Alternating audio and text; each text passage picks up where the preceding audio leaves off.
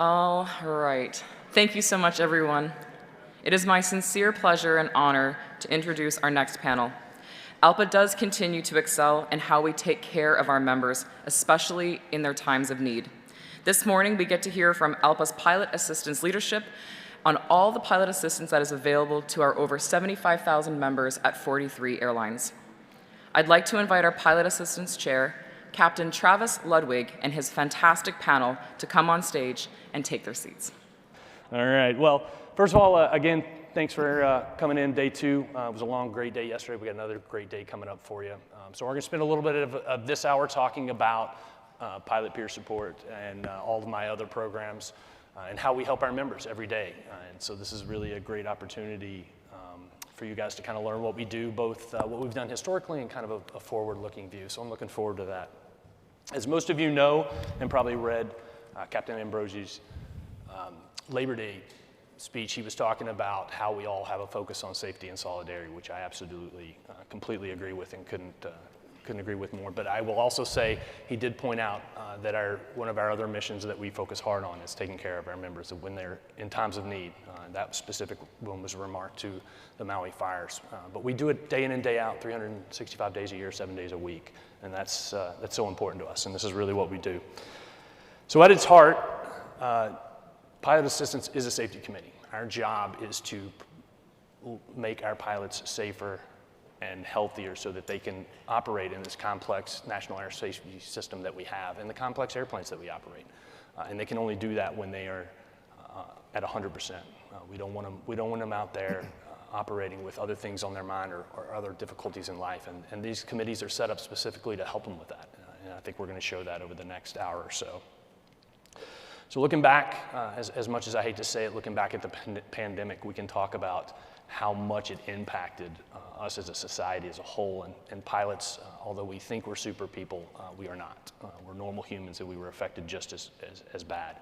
And whether that emotional toll took it on all of us, these folks in front of you and all of their committee members underneath them are the ones that really helped people through this. And it really showed what pilot assistance was and how it was why it was so important.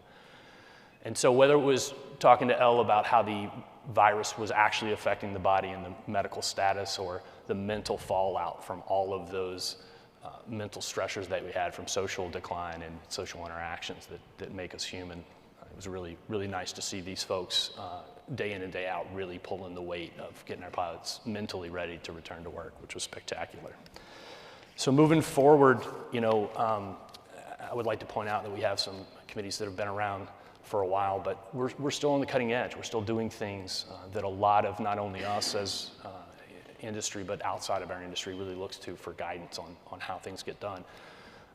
We have, since our inception, almost 90 plus years ago, we've had a cornerstone of understanding that although we operate complex machines, I will argue the most complex machine we have are the pilots that are in front of us, and those are the ones that need the most daily maintenance sometimes to help them operate correctly, and that's what this committee really does and continues to stay on the cutting edge of it, and I can't say how proud of them. I really are.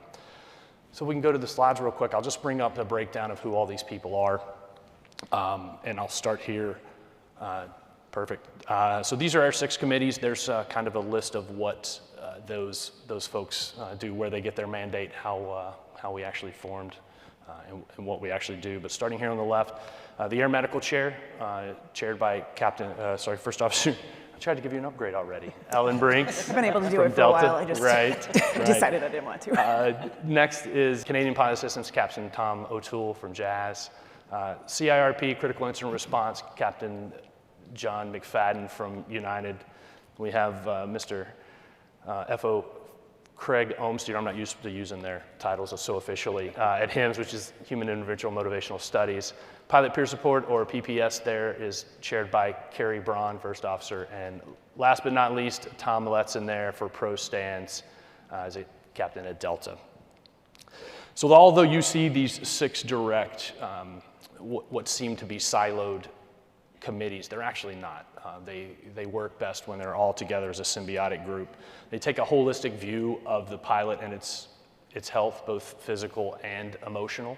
And that's really where we get this a need for specialization that has a focused view but also a wide lens view so that they have an idea of what those other committees do so that they are not so myopic that they can't see another problem that might be creeping up. So they're never afraid to call on another member to help them out if it's not something that they actually understand. It's not in their specialty. So no matter where you enter into the PA system, we're going to get you to the right place for the problem that you have, because our problems in our world are not black and white. There's a lot of overlap. There's a lot of cross-contamination or cross-pollination. So it's very important for us all to talk together. So let's go through the committees one by one. First, I'd like to start on almost the far end with the Tom and Tom show down there. Tom Letson, let's talk a little bit about ProStance. You've been around for quite some time as one of those cornerstone PA groups in ALPA that we figured pretty early on if we're going to throw two people in a small closet, they're going to not get along sometimes. Can you talk a little bit about how you got started and what you do? Sure, I started in professional standards at Sun Country Airlines in 1996, I think it was. I didn't stay there long. I went to Northwest Airlines, worked on that committee for a little while, and I think in 98 or 99, Tom Thornton asked me to be the vice chair at Northwest. We carried that through when we merged with Delta. And in 2016, John Rosenberg retired, and I came here as the national chair. So I've been a ProStance person for coming up close to 30 years in ALPA. ProStance, was the original committee. It was the first committee. It was actually written into Section 85 in the 30s. At that time, our founding fathers felt that they needed some avenue to do mediation and assist pilots in a confidential matter, not involving their managements or the FAA or anyone else. It was sort of our internal, how do we help each other committee. That was, and that's how it came about. So in the 30s, they made professional standards. They set it up as a way to talk peer-to-peer in a very confidential manner. They set up the protocols for confidentiality. They set up the ability to talk to each other, to solve our problems amongst ourselves, whether it be a CRM issue or anything else. All of the other committees here, eventually sort of spun off of some of the things that happened in professional standards. We're really still the triage for all of this thing. When our phones ring, it's not always a conflict between two pilots. It could be a PPS issue. It can be a HIMS issue. It can be a CIRPS issue. It can be an aeromedical issue. We get a lot of those calls initially, and we're sort of almost like the telephone operator. Hey, you know what? This sounds like a HIMS case to me. And then we'll reach out and make contact with those committees and get the person in the right direction. The peer-to-peer model is an amazing thing to solve problems between pilots, and we do a lot of our work where a pilot will actually have a complaint about another pilot or something. They'll go to their chief pilot and say, "This guy's doing this, he's not standard, blah blah blah," and the chief pilots will say, "No, I don't want to hear it from you. You call professional standards. You talk to them. If they can't fix this, then we'll get involved." I don't know the percentages exactly, but to this day, I think probably half our work that we do behind the scenes comes from management. They utilize us quite frequently to solve their problems. It takes work off of their desk, and it stays off the record. There's no written records. It's completely confidential, and we're able to solve some of the issues that we have amongst our membership simply by peer-to-peer working it. They're all volunteers. It's been a committee for a long time. In the 50s, the committee wrote a document called the Code of Ethics. How many of you have actually read the ALPA Code of Ethics? Raise your hands. So we have some people that didn't. How many of you have read it in the last 12 months? It's few. I would suggest you read that annually. It's an incredible document. The document is really the cornerstone of this whole association. It is about how you conduct yourself as an airline pilot. There's five sections to it. The first part kind of covers that as, what is a professional pilot? How do you strive to be a professional pilot? Second part kind of dives into, your conduct, as a mentor and you're a command authority. There's different parts of it. Talk about your membership in the union, what you do at home, you know, how you're seen at home. You may not think this, but when you go to your home and you're not wearing your uniform, you're not identified as an airline pilot, your neighbors and your family and your friends still identify you as that.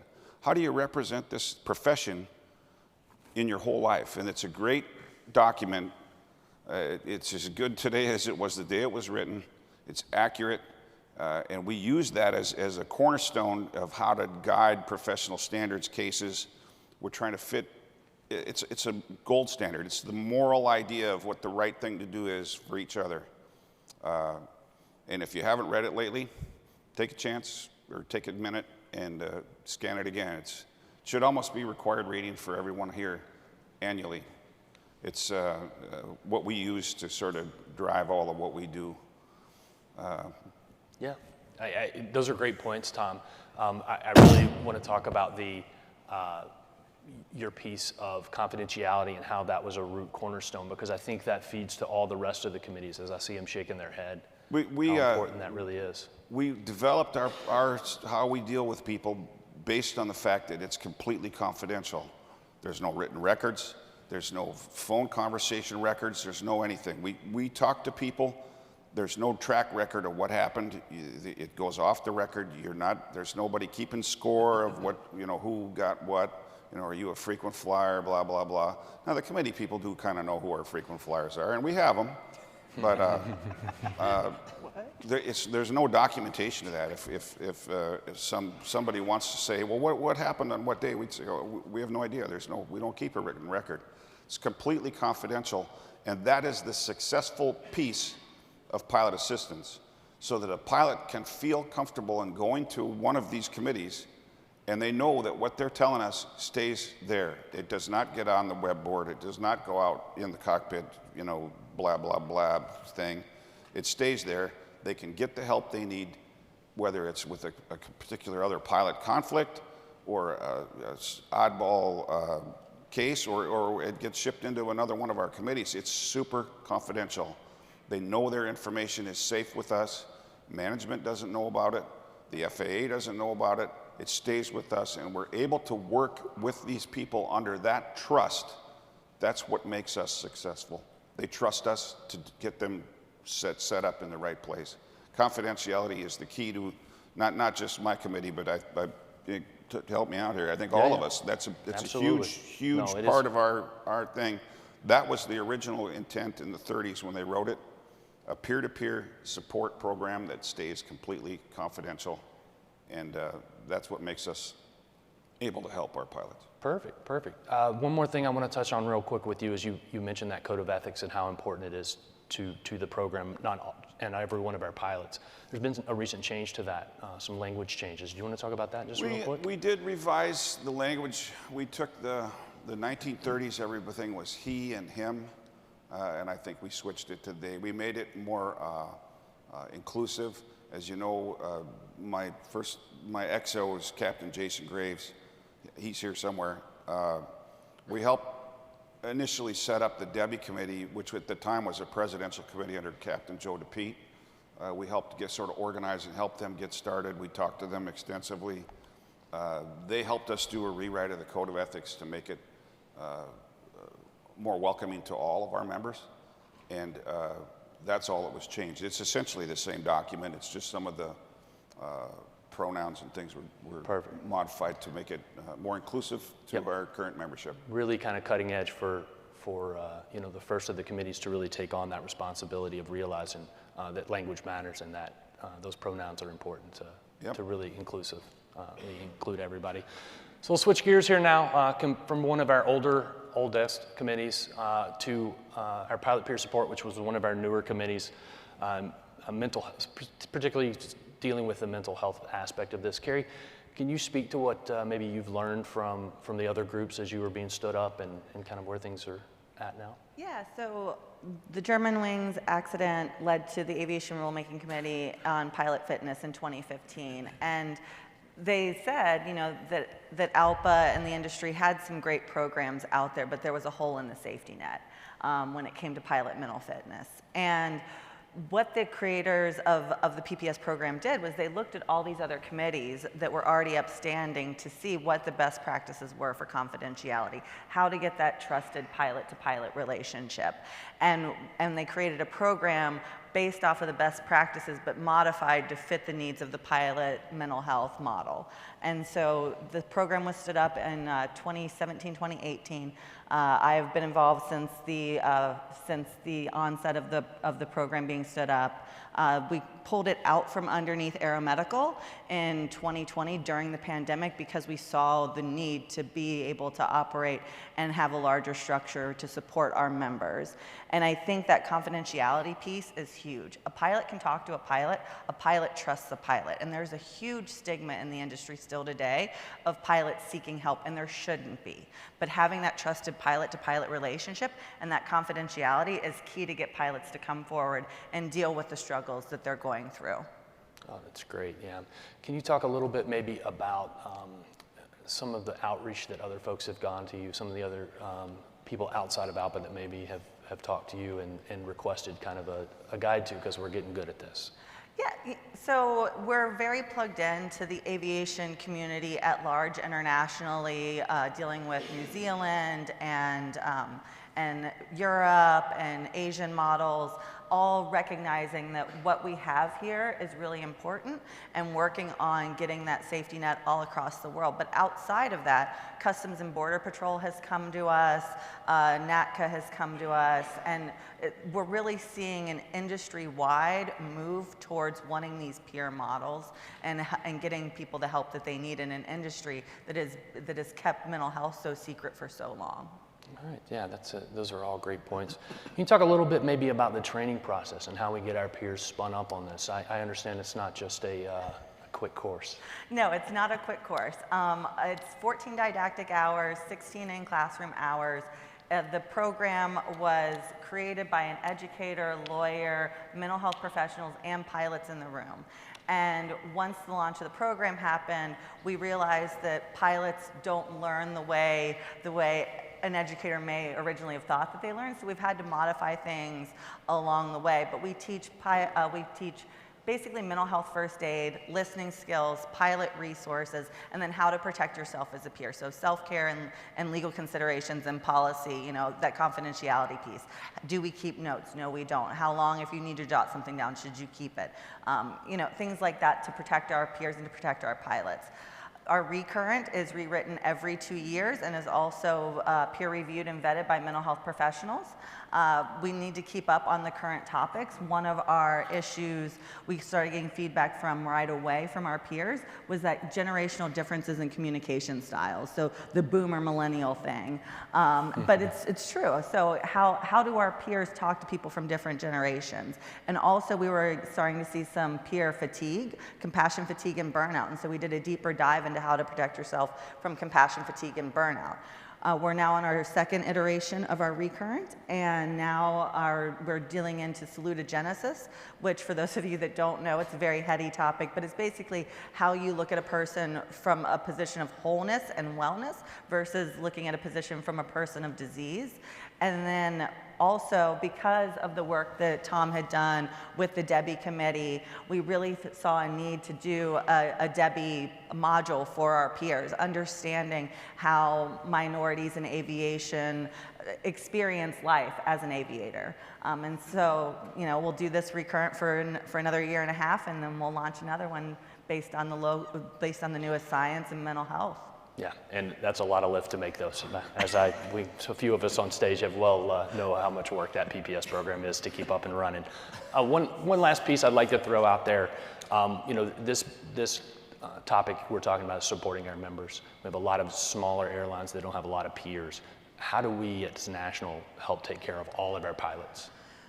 So the pooled resources of ALPA are amazing. We have over 120 active volunteers, and our volunteers that come through the program are given the opportunity to say, yes, I will take calls from another airline. So some of our regionals, especially with the turnover rate, we're having trouble keeping good peers, and we're losing a lot of institutional knowledge at the regionals. But having a pilot from JetBlue, from Spirit, from Delta, from United be able to take those calls from those regional pilots, we believe that the best peer-to-peer relationship is within your own company. But if we can't get you that, we're going to get you somebody who's been there, who can walk you through to get to where they are. Yeah, that's great. Absolutely wonderful. So I'd like to switch gears one more time here back to a committee that's been around just a little bit longer. Craig, HIMS has been around since the 70s. It was really one of the first peer models where we started including not just ALPA, but we ended up getting some regulator involvement and some company involvement. Can you explain to me that process and why that three-legged stool is so important? Yeah, sure. It started back, you go back to the early 1970s, and treatment care facilities were booming, things like that. But what they noticed is there really weren't many pilots in these treatment facilities. And so early 1970s, ALPA and a group of doctors got together and really did research and did a study to see if there was a need for identifying and treating pilots that have substance use disorders. And so they did. And in 1974, the HIMS program was established, the Human Intervention and Motivational Study. They didn't want to call it the Drunk Pilot Group, so not a good look. So HIMS kind of stuck, and it started there, and it started just with a few airlines, and has grown substantially over the years. Where today we have pretty much every airline in the United States has a HIMS program with big involvement. You said the three-legged stool. It is a team approach. We like the airline has a big part in it, the union has a big part in it, and the FAA has a big part in it. So we all work together. It's one of the things I love about it. It's easy to grab sides when you're in contract negotiations or grievance hearings, things like that. But HIMS, I think almost all pilot assistance is so much different than that, because it's really is a group, a team approach. Like you started out saying, it's a safety program. It is. And one of the things they found back then in the early 70s is that 10% of the U.S. population suffers from some form of substance use disorder, whether it's alcohol or drugs, and pilots are not excluded from that. There's a 10% chance a pilot's going to have an issue. There's a 10% chance your teacher's going to have an issue. There's a 10% chance your Uber driver to the airport today is going to have an issue, right? And so people before me decided it was very important to have a program where a pilot who is identified with any of those situations can raise their hand, get help, and say, like you said, it's safety. It's saving lives, saving careers, saving families, getting them back on the flight deck. So important, so important. Mm-hmm. Let's talk a little bit about some of the outreach that you have done. Your program also, like Carrie's, has had some output, some outreach, and talked to different areas. Can you just give us an insight on some of the folks?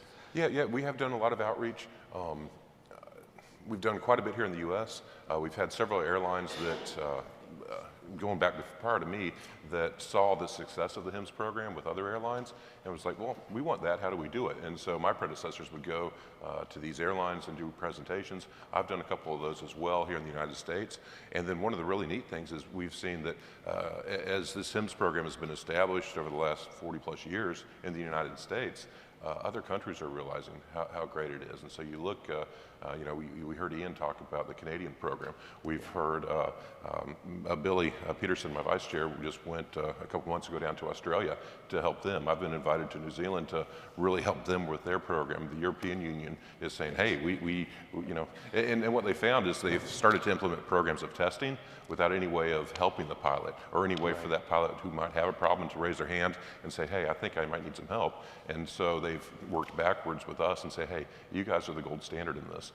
How do we do this ourselves? Right, absolutely. No, it's so important what you bring up about how we are a safety organization, and we have to work and collaborate with counterparts in all over the places. That's really, really very, very interesting. There was a slight change recently to some of your mandated monitoring. Can you speak a little bit to what happened to the change and where we're at with it now? Yeah, sure. So typically, once a pilot is identified, if we go back, there's a process for that pilot to get a special issuance medical so that they can return to the flight deck. Typically, the way the FAA worked on that is, I guess to back up a little bit, I want to trust a pilot that comes in, but you have a pilot that comes in with a broken arm, they're not going to lie too much about that broken arm. addiction is clouded in dishonesty, right? And so it's a complete life change for that pilot that comes through our program.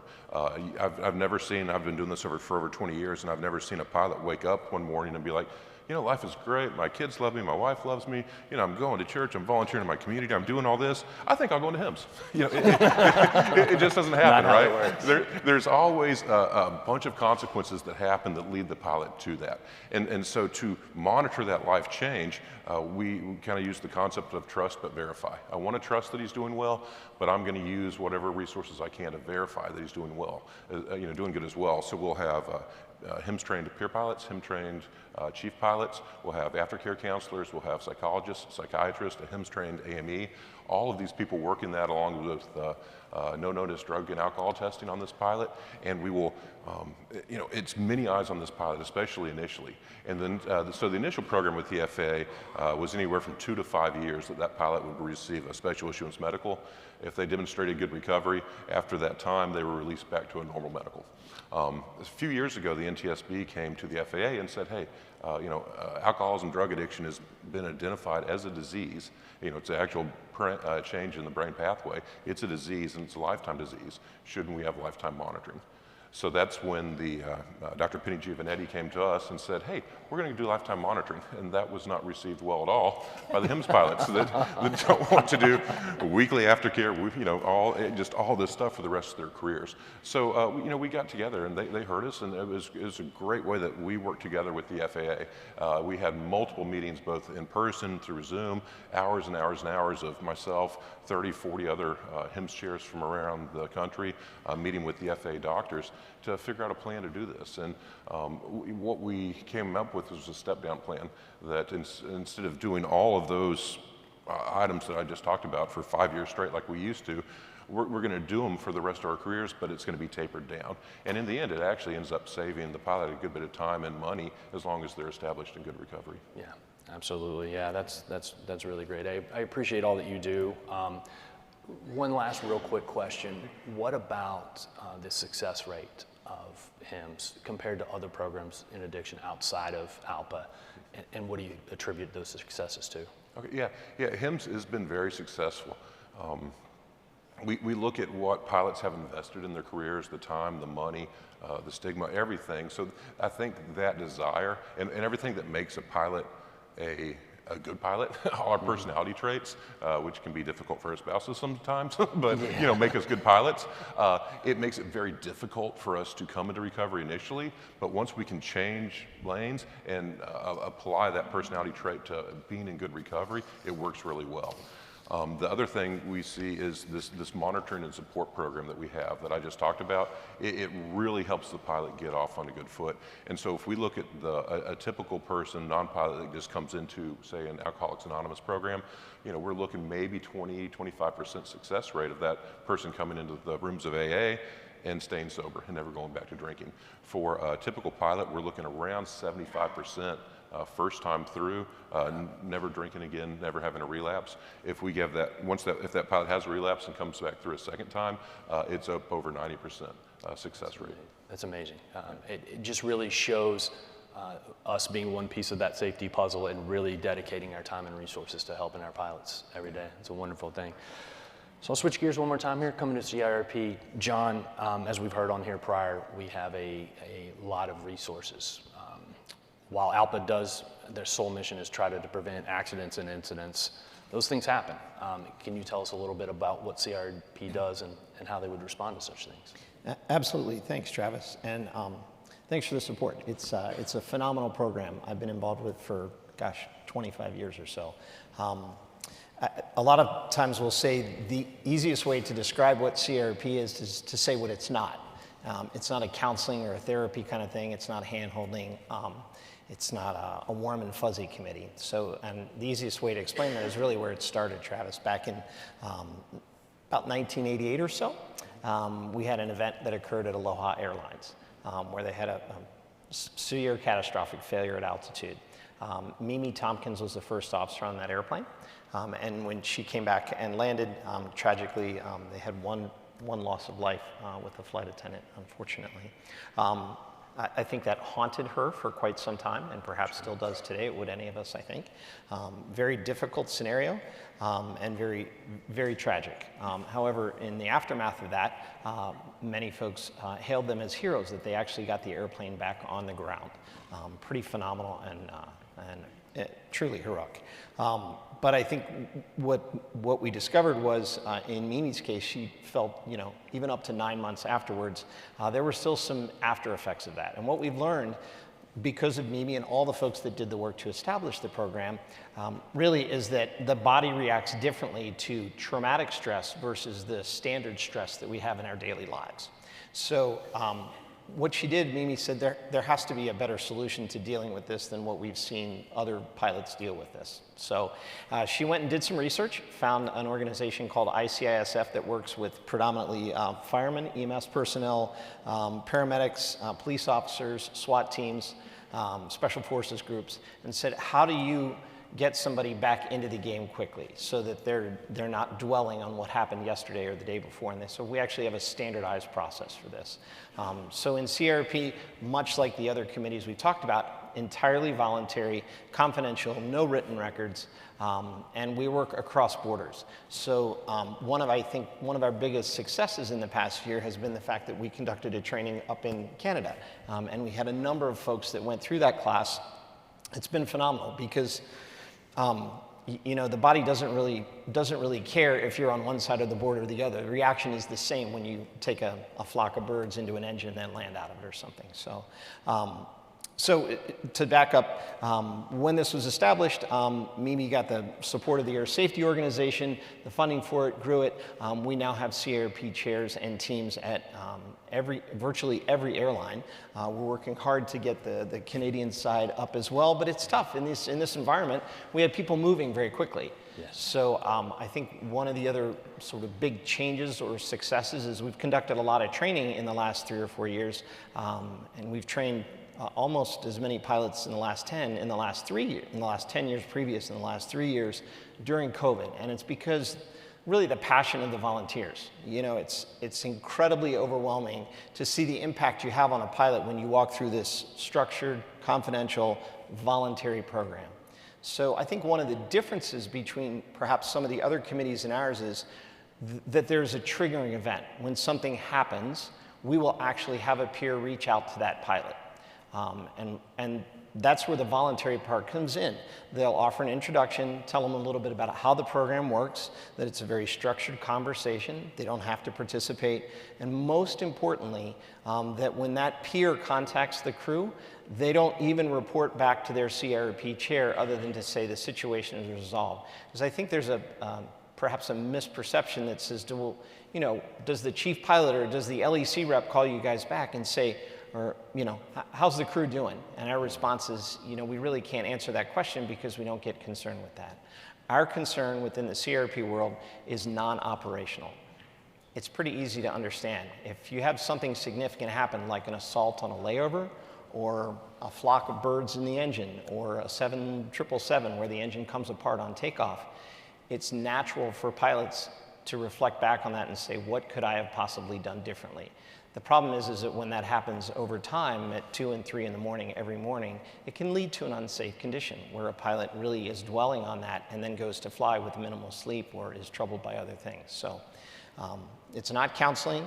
We do have folks that are available if we're having a conversation beyond 3 months. We have folks that have been doing this and working with pilots for many years. Mark Berg is one of them. He's a co-instructor in the CIRP program with me. And one of the other aspects I would be remiss if I didn't mention is we've had one of our former chairs, Heather Hatton, that actually worked with Candace to put together a way to track volunteers as they go from one place to the next. Like I said, it doesn't matter if you're trained with Air Canada or WestJet or Air Wisconsin or JetBlue, the training is the same. It's very standardized. It's through the University of Maryland. And it's accredited. You actually get credit hours for it. So we're able to follow somebody when they go. So when they come off probation and they've moved from WestJet Express to now Air Canada, we can say, well, when you're off probation, if you're still interested in doing that work, we can do a one-day course, a recurrent course, and you can join the team there if you're interested and they want you. So I think it's a fantastic program, and the feedback that we get from pilots is hands down, I'm really glad that you all called me. Thank you so much. I appreciate it. Like most of our committees up here, really. Yeah, So we all do it for the thanks, right? with the exception of this. It's not for the pay.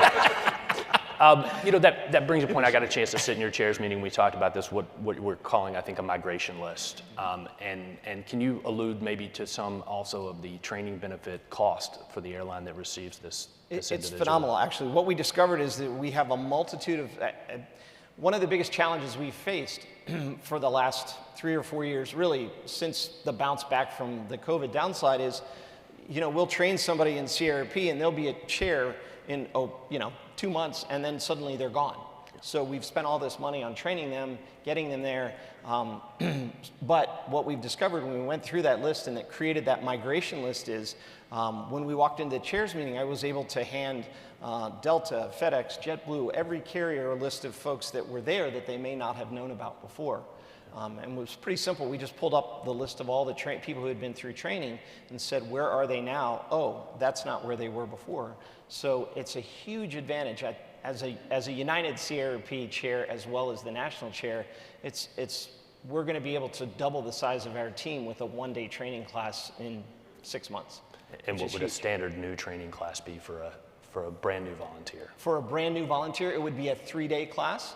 We spend about 35% of the time, 40% of the time teaching about it, and we spend about 60 to 65% actually practicing the conversations and how they're going to go.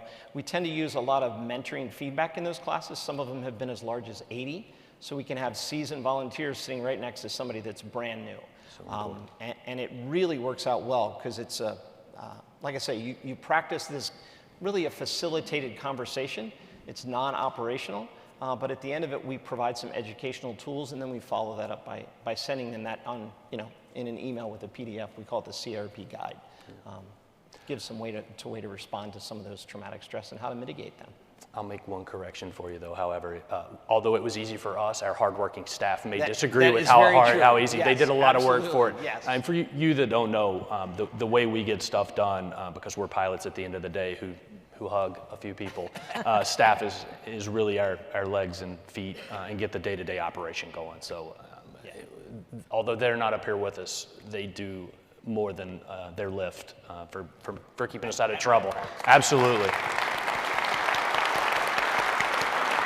Candace is lucky I don't know where she is. That is very true. She We will would not definitely survive strangle. without Candace. No. So. All right, thanks, John. I really appreciate everything you do. All right, moving on to our Canadian on the end down there. How's the weather down there? Is it any cooler? It's a little cooler. I feel like I need a METAR for your side of the stage over there. I have a sock on. That's good. Makes you feel it's not near as hot. All right, so I will take a personal point of privilege here. Tom looks like he's 25, but he's actually not. He's on this last and final stage, maybe for the last time, unfortunately. He's got a retirement coming up. He has been doing pilots since 1989. There may be a few people in here. Yeah. I see you brought your Canadians. I don't even have to look. I know where it came from. Yeah. This world is emotionally hard on the pilots we deal with, but it is hard on people who have to deal with it daily. We talk about self-care all the time. To go through that amount of time and still be intact, although I've heard maybe with a little less hair than you have. Maybe that was the cause. Taking a bit of a beating up there. So we really do appreciate it. He is really kind of a founding father of Canadian Pilot Assistance, along with some other folks that are here. Can you just kind of give us a history of Canadian Pilot Assistance, because it may have existed before you were even part of ALPA? Absolutely. Just want to take 1 second. You said staff. Yes. I want to thank the staff who put the ramp in. I did ask for that yesterday, and I'm not a first-string quarterback riding out a $35 million contract. I'm just a grateful pilot.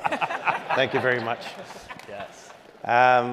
The history of Canadian Pilot Assistance, it started in the early 70s with kind of a tap on the shoulder. We've noticed at work you're, a little off center here, and if you keep doing what you're doing, you're going to get yourself into trouble. It's more of a wake-up call for a lot of the pilots to smarten up. And in about the mid-'70s, a fellow named Harry Kent met up with one of our mentors, Reverend Brian Murray, and came up with a course for pilot assistants. And he set that up. Come another mentor, David Noble, stepped in about 1980 to, with him, run the show, have the course running. Our course was all-inclusive. We had a form of CIRP. We did everything under one umbrella because we had a few airlines with not a lot of volunteers. And to give you an example, right now we got about 11,000 pilots at ALPA. We represent probably the exact number, I don't know. It could have changed overnight, who knows.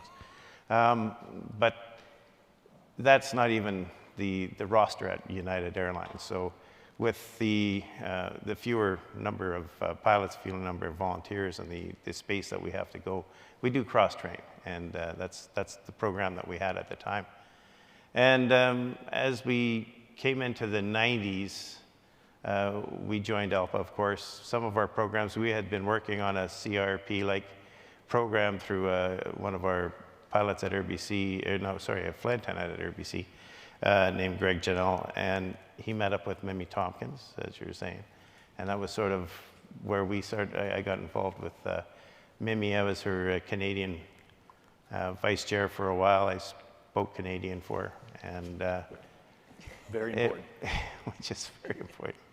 But as we came into the 2000, Murray Monroe was running as a chair, and I was his vice chair. And we continued with Brian Murray until COVID.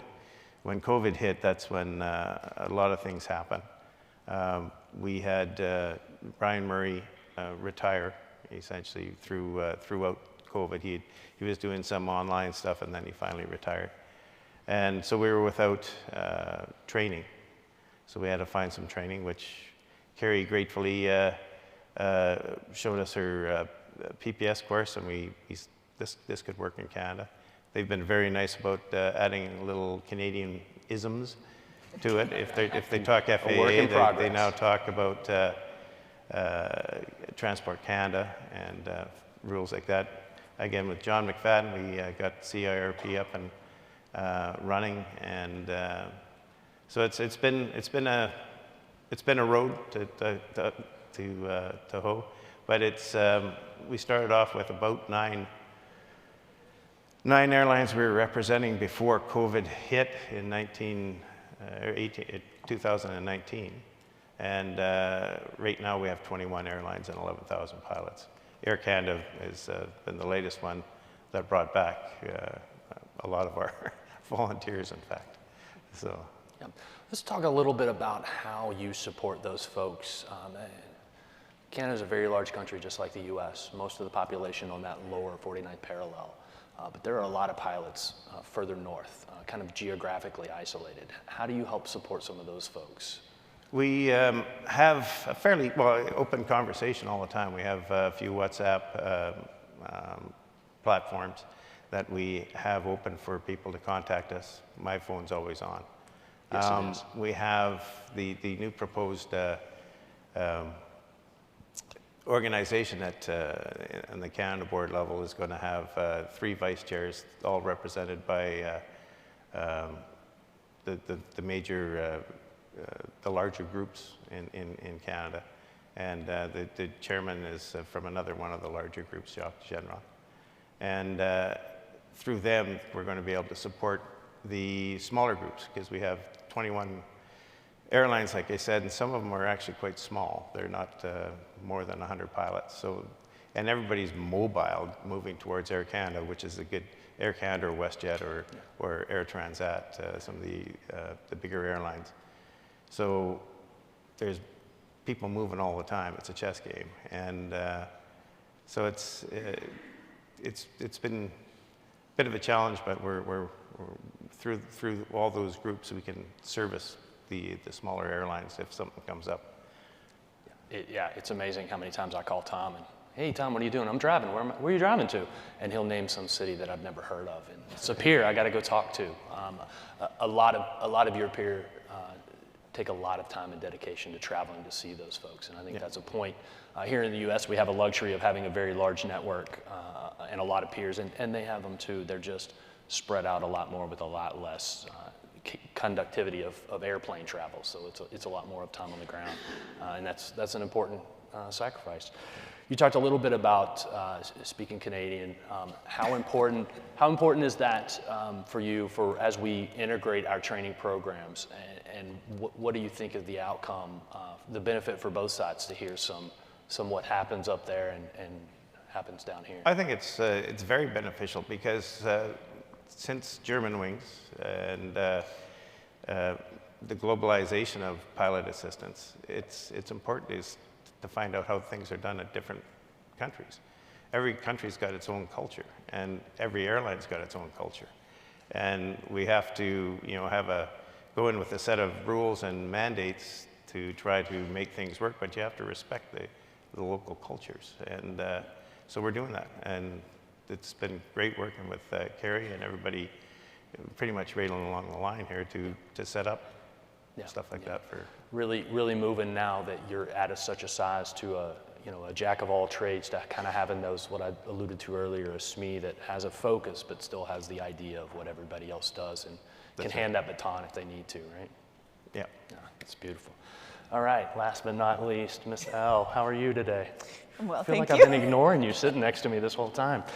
So I'll have a lot to say in a she moment. is our aeromedical chair, since that was been almost 50 minutes ago that we talked about that.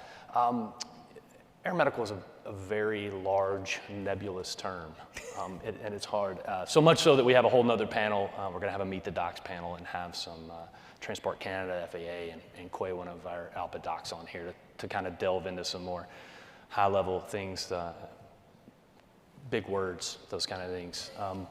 Just for this conversation, though, I'd like to dumb it down to pilot style, something I can understand. What is it that aeromedical does? Well, when I think most of you in this room have went for your medical, right? Right. Maybe twice a year, maybe once a year. But what we're looking at for us specifically in the aeromedical group, and normally we get the phone calls when you've lost your medical, because that's the most important thing, right, for us to keep flying. But we'll get the phone calls when you've lost your medical or when something big is going on. I'm pretty sure most of you are familiar with the thing a couple years ago called the pandemic. And we ended up doing a lot of research on that. We took a lot of phone calls on that. Some were happy, some were sad, some were, what happens now? What do we do? How do we go forward with this? I've been tested where? Any sort of that. So, I mean, we cover a lot of different things. Now, I will say with the aeromedical group and the aeromedical representatives at all the airlines, they are not doctors. I'm not a doctor. I didn't even sleep at a Holiday Inn last night. This is one of those things where we're here to kind of point you in the right direction of where you need to go for treatment. Hey, this might be something you need to look at. If your doctor is telling you to go to the emergency room, or if your doctor is saying, hey, you need to have this surgery done because it's life-threatening, you should probably do that. We'll work on getting your medical back after the fact. Like, your health is the utmost importance. Is that a hard conversation for pilots? It really is, because for the majority of pilots, they identify as being a pilot. So when they don't have their medical, they are not a pilot at that point in time. They feel that they are not. And that's what we hear a lot is, well, what do I do now? So with that, let's say that if you were to lose your medical, now what happens is, I'm not myself. I don't know what to do. I don't know what to do with myself anymore. I can only rearrange the kitchen so many times before my wife is ready to throw me out of the house. There is that, we've had those conversations. Okay, you need to get a hobby. That is a challenge for some pilots because their world revolves around aviation. And so they really don't know how to change direction for them. And so it's a difficult conversation. Okay, find something you like to do, find something that makes you happy, and move forward there. So then it's a process of, okay, now you've got to go get all the tests done so that you can get back to work and do that. So yes, it's I got my kind of roots started in aeromedical, and I remember one of my proteges telling me, you're going to spend more time just convincing them that they're still human. And then you can work on the problem of actually getting them better. That was always the biggest problem we always had. So there's been a few changes in the AME guide. You want to touch on just a few of those that you... Yes. So the FAA, for those of you that don't know, the FAA puts out a digital handbook. Every month it's updated, the last Wednesday of the month, excluding December. And what it is for any pilot, especially if you're on a special issuance or anything like that, this is extremely helpful and useful for you. It will give a list of updates that have been completed. So August was the last update, August, I think, 28th. There was a huge disposition table that was put out for ADHD. And that was the diagnosis to have in the 90s for children. And while this might not impact our members currently at this level, we've got college-age kids that were diagnosed with it that are coming up into the airline, so this is something that needs to be addressed. And before it was, ADHD is grounding, good luck, you're going to have to spend $4,000 to $10,000 to get this diagnosis either reversed, show that you're not on the medication, and remove yourself from this, and then, oh, okay, now you're cleared to fly. Or how is this treated? Because the medications to treat ADHD are disqualifying. So that was a big thing now that's coming. That was just the most recent change. If you go back to, and every month there will be changes, and we have put those out to the aeromedical chairs to make sure that they're aware because, for instance, in May there was a new medication that was added to treat as an antidepressant. Wellbutrin is the generic name. And so they've added another antidepressant that pilots can fly on and are allowed to fly on. And most people don't know that they are allowed within the US specifically. And Canada, you know, I don't want to steal Tom's thunder or anything, but one of the things that we look at is how is the US and Canada different? How can we collaborate together to see, okay, and you know, and this is what Dr. Northrup and Dr. Brooks will talk about is, well, how is this allowed in the US and how is it allowed in Canada? And how can we, if it's allowed here, is there something we could do to modify our changes as well, or modify what testing is required so that they're able to move forward? You know, progress is happening. It may not be at the speed that we want it to, but it is moving forward definitely. Not at the speed of the jet. No. Okay. You heard it here first. Let's talk about what input we've had into some of those changes. What contact do you have with our FAA counterparts? So I'm glad that Dr. Northrup still picks up the phone when I call. It is that often. So thank you. No, I mean, that is one of those things when we have those conversations about, I take the input from all of our the committee chairs at the local levels. Those are the ones that they're hearing from all of our line pilots. And they tell me, hey, listen, I'm getting a lot of calls about this. I'm getting a lot of calls about this. How can we make this change? And so what I will do is we will put together information or a draft. For instance, we submitted something for HIV and hepatitis C. There's been a lot of changes in that. So for instance, it required an annual COG screen. And so what we have done is we submitted that, and it's in for review to see if we can move the change forward. Because if we submit something that they can look at and say, hey, this could be a policy change, or it could be, it goes through their legal team, so it'll be there for a while. But we're able to at least have our voice be heard in that direction, and we take that directly from all of our committee chairs at the local level. So that's great. The amount of input that we have to the FAA is wonderful. Mm-hmm. They really are a here to help input. They really take our input, and I appreciate that a lot. Mm-hmm. I want to jump back to PPS real quick, and I kind of skipped over this on purpose because I wanted to make sure we got CIRP in here. There's always been this is where the fight starts, if you guys were waiting on it, the bets. So there was always the new kid on the block with mental health and our previous mental health trauma response, really. Carrie, maybe you can talk a little bit after hearing John speak about where that dividing line is and how you two interact.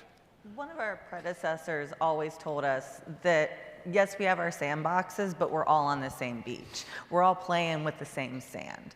And something that might start as a CARP thing, a year or two down the line may become a PPS thing. And somebody may call PPS and say, hey, I just had this incident at work, and my volunteer is going to talk with them, but the appropriate resource is CIRP, and so we'll send them that way. And there's a lot of cross-pollination. Tom will get a call, a pro stans call, and start talking to the pilot and realize, wait, this is a CARP thing.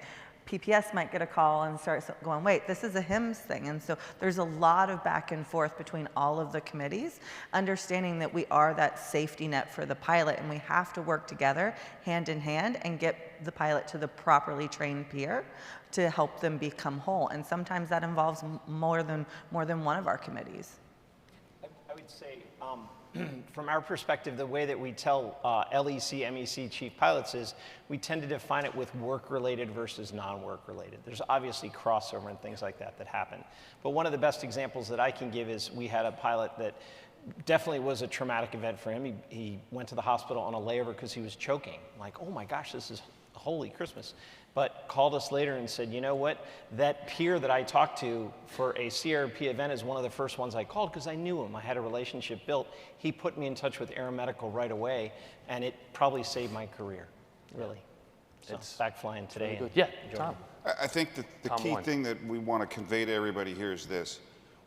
We will help you, but we need you to call. We'll answer the phone. Call us. Doesn't matter who it is. Call us. We'll help solve your problems. That's us. That's who we are. I got to say, yeah, here. I got to cut them off because they're stealing my summation lines. Yeah, we're a shared brain up here. There are 6 individual committees, but they're not isolated. There's no silos. They have their particular skill set, but they're able to pick up the phone and reach out. As you can see, we're a fairly close-knit family up here.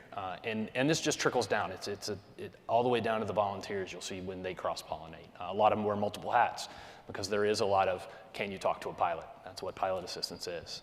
And then being that resource for them to get them to the right place and knowing who those people are. And that's what it's all about.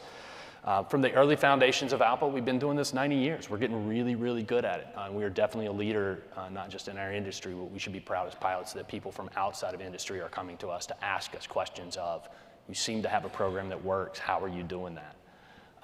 And I think that's something for us to wear proudly. Our union dollars are spent for our members, but it's also a good enough product that other people have seen into it and really enjoy it. I will say on a personal note, I love every single one of you. These are my children. The reason I had to cram 7 people on the stage, with much to staff's dismay, was I can't leave one of them out. These are my kids. So there's a lot of love up here for each and every one of us. We love what all our volunteers do. We couldn't thank them all enough for the time and effort they give. We often hear that, oh, flight pay loss, ALPA's these phones never stop ringing. They will never stop picking up the phone. They want to talk to people, and they will do it literally 7 days a week, 365 days a year, on weddings. There might have been calls that I had to take. So, we have a system set up that nobody goes left uncalled, and we are stronger together, and I appreciate that for every one of us. And so, is there any last thoughts from the crew? All right, thank you all so much for being here. We really appreciate it.